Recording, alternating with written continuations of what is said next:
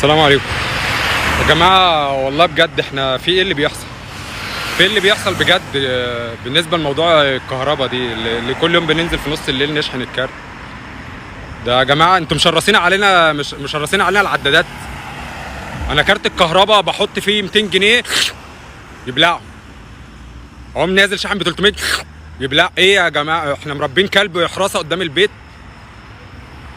انا بخاف اقرب ايدي من البتاع العداد يعضني. يا جماعه مش كده، اقسم بالله حرام حرام. انا هربي بناتي ال7 وال8 سنين ولا هربي العداد؟ ادخلهم مدرسه معاهم؟ ومين يا جماعه مسؤول عن الكلام ده؟ ومين نعرف نكلمه ولا نشتكي له ولا نعمل ايه؟ طيب احنا ولا عمرنا اشتكينا، لان الشكوى لغير الله مذله. ما بنشتكيش ولا بنعمل حاجه، وطول عمر الواحد عايش في حاله على جنب. بس احنا نعيش ازاي كده؟ داخل اول امبارح بحاول اضيف بناتي الاثنين الصغيرين على البطاقه عشان يعني حاجه تساعد شويه ولا تعمل معانا اي حاجه، الاقيني اتشلت من بطاقه التموين. طب ليه؟ عشان عندي عداد كهرباء ولا مش فاهم؟ ولا عشان بشحن كل 3 ايام ب 200 جنيه ما بستخدمش منهم حاجه؟ انا مش فاهم انا اتشلت من بطاقه التموين ليه؟ انا راجل، ولا انا شغال شغل ثابت، ولا انا عندي عربيه. كان عندي عربيه وفي الظروف اللي فاتت دي بعتها عشان اعرف اصرف. ما انا دلوقتي ولا شغال ولا عندي يعني، او عندي مسؤوليات وعندي بيت مفتوح وعندي اكل وشرب. وطبعا كل واحد يعني هيشوف الفيديو ده وعارف هو بيصرف ايه في الشهر، عارف محتاج قد ايه عشان يصرف في الشهر. اللي كان عنده حاجه باعها، اللي كان عنده اصول باعها. يا جماعه ما تصعبهاش علينا اكتر من كده. انا ولا عمري طلعت اتكلمت، ولا عمري اشتكيت، ولا لما بحب اشتكي لربنا. بس كتير والله، كتير يا جماعه كده علينا. انا بقيت اخاف من عداد الكهرباء يا جماعه. بخاف ابص له يزوم عليا زي الكلب الحراسه. هو في كده كل يومين اشحن ب 200 و300 جنيه؟ ولا بشغل تكييف حر مش مهم استحمل، عيال صغيره تنام في الحر مش مهم؟ ما احنا مش مرفهين، مش مؤهلين لكده، ما ينفعش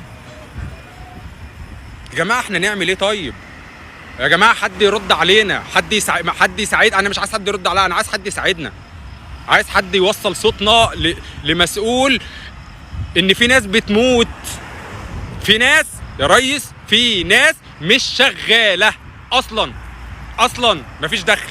انا مفيش دخل، فانا اجيب منين؟ لو انا الكارت قطع عليا في يوم وما عرفتش اشحنه هعمل ايه؟ اعمل ايه يا ريس؟ طب احنا البلد لما بتزنق بتاخد كارد يا ريس. مفيش حد بيساعد حد، وانا ما بحبش امد ايدي لحد ومش همد ايدي لحد ان شاء الله. بس كده حرام. انا كان عندي عربيه ملك، انا قعدت اعمل في فلوسها 10 سنين، بعتها في الظروف اللي فاتت عشان ما اقولش لحد هات. يا ريس مش كده يا جماعه، مش كده يا جماعه. حسوا بينا يا جماعه بجد. حرام لما الكهرباء لوحدها تاخد ربع دخل بيت ولا تلت دخل بيت. ده لو في دخل اصلا.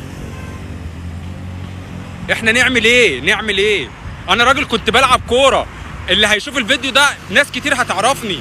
انا كنت بلعب كوره، انا كنت حد الحمد لله يعني يعتبر من الطبقه المتوسطه، مش هقول من الطبقه العليا، لان عليات القوم دلوقتي مش موجودين معانا اصلا، مش هيتفرجوا على الفيديو ده.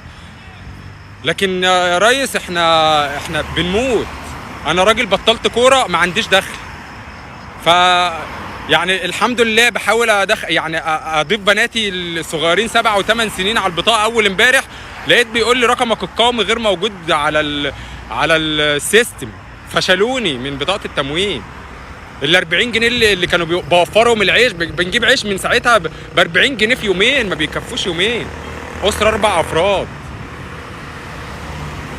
والكهرباء دي ملهاش حل، والله العظيم ما ليها حل. يعني انا دلوقتي ماليش دخل، انا ما عنديش دخل، اصرف قد ايه كهرباء في الشهر واكل بناتي وافتح بيتي ازاي؟ ده اللي عنده شقه. بالنسبه لواحد لو قاعد في ايجار، طيب ادفع ايجار ولا كهرباء ولا ادفع مصاريف بناتي ولا عيش ولا التموين اللي انا شلت ليه؟ طيب هو احنا بنتحاسب ليه؟ بنتحاسب على ايه؟ طيب حد يفهمنا، عشان والله العظيم انا ما يعني يا ريس احنا بنشتكي عشان تعبانين، مش عشان نقول مين حلو ومين وحش. انا ولا عمري اتكلمت في السياسه ولا قلت مين حلو ومين وحش، ولا الحمد لله طول عمري لما ببقى بشتكي لربنا بس والله العظيم تعبانين يا جماعه. حد يحس بينا، حد يحس بينا يا جماعه. انا راجل دلوقتي 38 سنه وبناتي لسه بيدرسوا.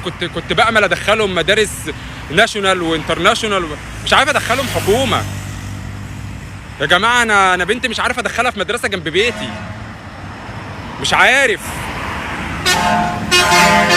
يعني نعمل ايه. طيب نعمل ايه يا جماعه؟ نعمل ايه؟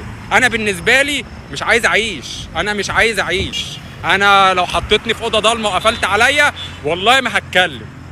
بس بنات الصغيرين دول اللي ذنبهم يا جماعه. كل واحد فينا عارف انه لو عايش بيبقى عايش لعياله الصغيرين. انا تعبان عشانهم، انا تعبان عشانهم. ويعز عليا ان يجي وقت من الاوقات يبقى الجو حر مش عارف اشغل التكييف عشان خايف الكارت يعضني. الكارت يعني انا لو بخاف استلف، يعني اخاف استلف كده الكارت يخلص، اجي استلف فالكارت يعضني يقول لي انت ازاي بتستلف ازاي يا عم؟ ننزل في وسط الليل نشحن ب 200 و300 جنيه، نطلع نحط الكارت نلاقي فيه 7 و38 جنيه كل يومين. طب انا محتاج كام اخر الشهر عشان اعرف اعيش يا جماعه؟ بجد حد يحس بينا عشان احنا تعبنا، والله العظيم تعبنا احنا. يعني مش عارف يا جماعه. لو حد شاف الفيديو يشيره عشان يوصل للناس تحس. يا ريس احنا اولادك وابنائك اللي قلت ان احنا شباب. انا المفروض شاب اللي قلت البلد دي مش هتنهض الا بيكوا. طب انا بنات الصغيرين اللي هم المفروض المستقبل بتوع البلد لما يطلعوا في الاجواء دي هيعملوا ايه يا ريس؟ يعني انا حد من عيالك اسمعني، انا محتاجين يا جماعه حد يبص لنا بنظره رفق شويه عشان احنا والله العظيم تعبانين. انا يعني الحمد لله مش ناقم النعمه، الحمد لله شفت النعمه وبلدي عندي اغلى حاجه. بس والله العظيم احنا تعبانين يا ريس، تعبانين يا ريس. شوف الناس. انا ما اعرفش انت عندك علم باللي بيحصل فينا ده ولا لا؟ يعني اكيد يا جماعه، يعني حد يوصل يا جماعه للناس دي ان احنا تعبانين يا ريس. لو وصل يعني لو حد وصل لك الفيديوهات بتاعت الناس الفتره الاخيره دي، والله العظيم احنا مناقمين على احنا عايزين نعيش ونعيش ولادنا باقل حاجه عشان عارفين الظروف اللي فيها البلد. بس احنا اقل حاجه بس نعيش في نور يا جماعه، نعيش.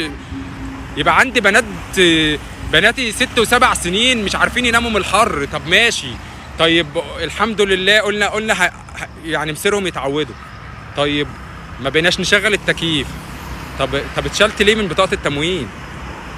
طب انا ذنبي ايه كل يومين اشحن ب 300 جنيه وانا ما بشغلش تكييف وما بشغلش حاجه يا جماعه والله الوضع صعب وبيزداد سوء ومش عارفين اللي جاي فين. حد يطلع يفهمنا، حد يكلمنا، حد يعرفنا احنا عايشين في البلد دي.